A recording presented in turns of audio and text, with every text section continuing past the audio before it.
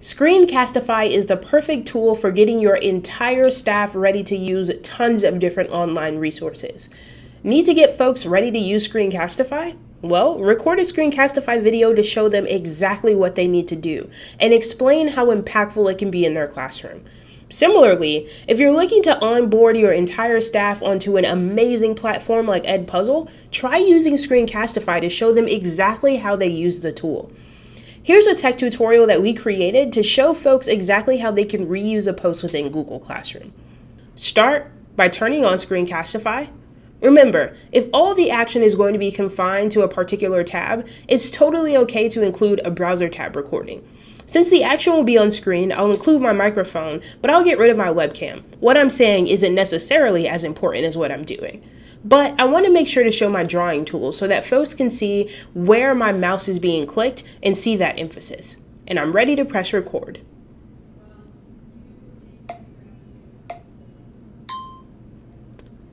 Alright guys, this video is going to be all about how you can reuse a post within Google Classroom. The first thing that you need to do is to press Create. Once you do that, you can scroll down and select Reuse Post. You'll see all of the posts that you've created within the selected classroom. From there, you can select which one you'd like to reuse. I'm going to reuse Create Your Own Thesis Statement. Once I select Reuse,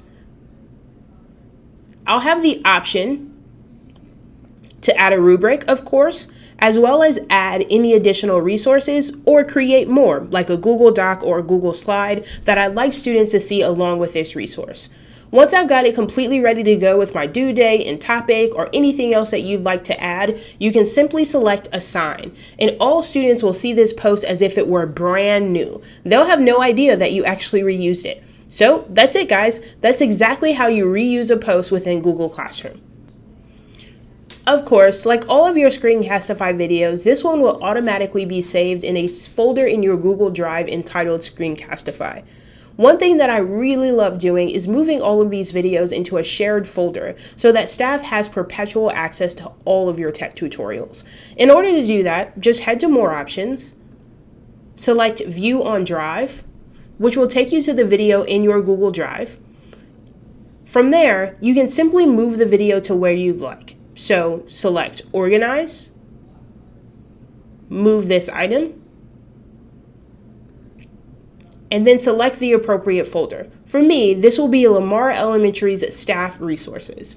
Once I've selected it, I can go ahead and move it here, along with all the other tech tutorials that I've created in the past.